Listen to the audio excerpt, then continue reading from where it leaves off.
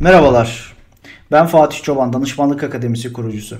Bu videoda dijital marketing danışmanlığı yapanlar ya da yapmayı düşünenler için çok önemli konulardan bir tanesi olan müşteri seçiminde dikkat edilmesi gereken konuları anlatacağım. Evet, yanlış duymadınız, müşteri seçimi. Müşteriyi biz mi seçiyoruz, müşteri mi bizi seçiyor, müşteri bulduk da seçimi mi kaldı falan diye yazanlar olabilir. Fakat hayır, kesinlikle müşteriyi biz seçiyoruz. Çünkü piyasada danışmanlık verilecek o kadar çok fazla şirket var ki şu anda dijital dünyanın büyüyüşüyle birlikte, gelişimiyle birlikte bütün firmalar online'a geçmek durumundalar. Online'a geçmeyen firmalar batmak zorundalar. Bunu unutmayın. Bu bilinçle, bu bilgiyle hareket ederseniz eğer zaten karşınızdaki müşteri adayına karşı 1-0 öne geçmiş oluyorsunuz. Bazen belki bu iğreti gözükebilir yani. Çok mu havalı geliyor bu durum bilmiyorum size ama müşteriyi seçiyoruz. Kardeşim parayı verdikten sonra herkes danışmanlık alabilir diyebilirsiniz ama gerçekten çok kaliteli bir danışmansa, gerçekten çok iyi bir dijital marketingçi ise parayı vermek, onu danışman olarak tutmak için yeterli değil. Bunu belki yaşayarak göreceksinizdir. Ben kendi iş modelimin içerisinde dijital marketing danışmanlığı yaparken Avrupa'da, Amerika'da ve Türkiye'de danışmanlık verdiğim firmalarda nelere dikkat ediyorum? 4 önemli madde anlatacağım. Bu 4 önemli maddeden bir tanesi dahi yoksa danışmanlık vermiyorum. Size de tavsiye ederim. Birinci madde, mevcut işleri var mı? Yani sıfırdan başlayan, daha hiç sektöre girmemiş olan ve şirketlerini yeni kurmaya başlayan insanlar için dijital marketing danışmanlığı vermiyorum.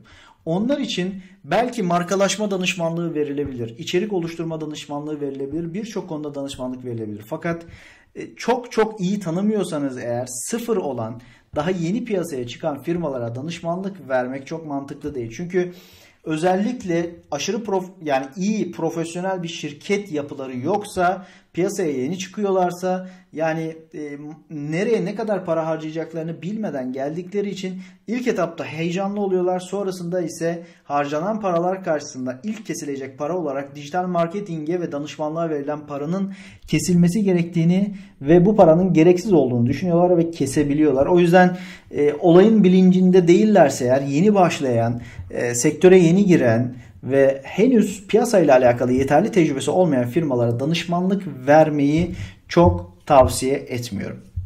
İkincisi, mevcut satışları var mı? Yani firma daha önce piyasaya girmiş olabilir, şirket yapılarını kurmuş olabilirler. Fakat şu anda danışmanlık almak istedikleri ürünle ya da hizmetle alakalı mevcutta bir satışları var mı?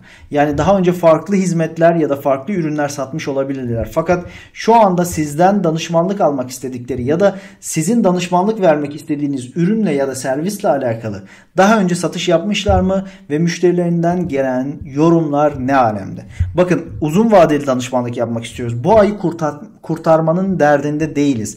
İyi danışmanlardan bahsediyorum. O yüzden uzun vadeli anlaşma yapmak ve bir düzen haline getirmek gerekiyor. Danışmanlık iş modelinin en zor kısmı ilk aylardır. Çünkü çok fazla ayarlama yapmak durumundasınız. Sonraki aylarda ise sistem otomatik oluyor ve siz sürekli feedbackler alıp, yorumlar alıp bunu şirkete sunuyorsunuz ve danışmanlık ücreti almaya devam ediyorsunuz. Belki gerekli ayarlamaları yapmanız gerekiyor. Bazı retargeting reklamları olabilir, yeni kampanyalar düzenlenebilir fakat genellikle işin zor kısmı başlangıç kısmıdır. O yüzden firmalarla uzun vadeli çalışmaya konsantre olmanız gerekiyor.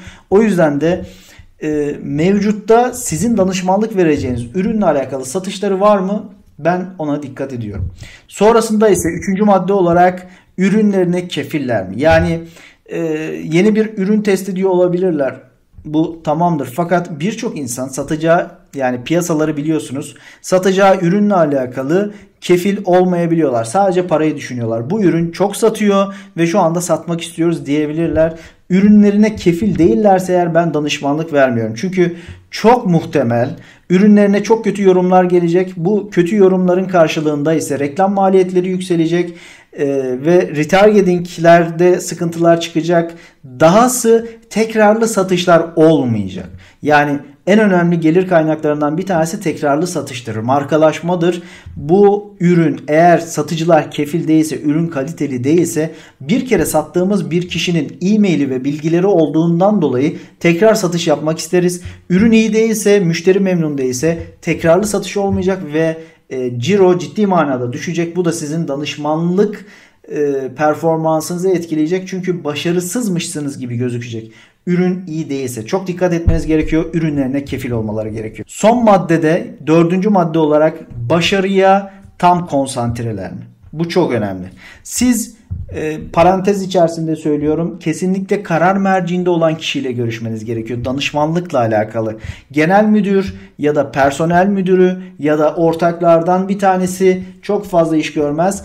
Karar merciinde şirkette kim varsa onunla görüşmeniz gerekiyor ve daha önce söylemiş olduğum 3 maddeyi analiz ettikten sonra 4. madde olarak başarıya tam konsantreler mi? Çünkü siz bir emek vereceksiniz, en önemli sermayemiz zaman bir kere. Zamanınızdan taviz vereceksiniz. Enerjinizi oraya sarf edeceksiniz. Belki çok daha farklı şirketlere danışmanlık verebilecekken bu şirketin başarısı için belki ilk dönemlerde gece gündüz çalışacaksınız. Fakat şirketin kendi içerisinde o hava yoksa siz ne kadar çalışırsanız çalışın, şirketin kapısından içeriye ya da web sitesinden içeriye insanları getirebilirsiniz. Fakat satışı bitirecek kişiler onların satış ekipleri. Eğer onlar başarıya konsantre değillerse muhtemelen kısa vadede olmasa da uzun vadede siz başarısızmışsınız gibi gözükecek. Çünkü neden? Siz şunu söyleyebilirsiniz. Ben bu web sitenin içerisine binlerce insan getirdim. Benim amacım, benim vazifem bu web sitesine insanları çekmekti ve ben çektim. Siz satamıyorsunuz.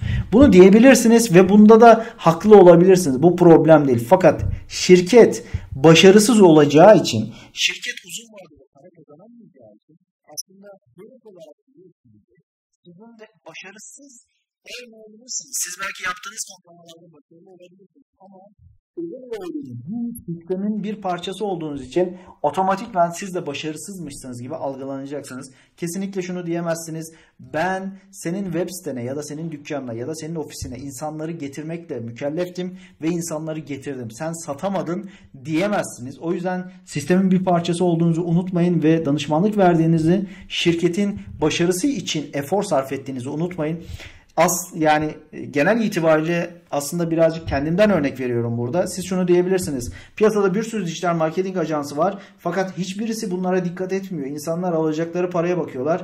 Bu şirketten 2 ay danışmanlık ücreti alıyor. Öbür şirketten de 2 ay alıyor. Bu şekilde devam edip gidiyor. Fakat benim birazcık kafa yapım öyle değil. Ben bir şirkette çalışmaya başladığım zaman yıllarca çalışmak istiyorum. O şirketin belki temelden en tepeye kadar bütün datalarını yönetmek istiyorum. Ben bundan zevk alıyorum ve bunun da başarımın sırrı olduğunu düşünüyorum. Size de onu tavsiye ediyorum.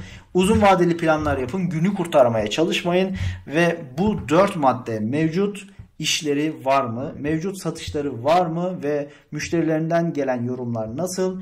Ürünlerine kefiller mi? Ve başarıya tam konsantreler mi? Bu 4 madde yerli yerindeyse o zaman bu şirkete danışmanlık verilebilir. Bakın tekrar ediyorum.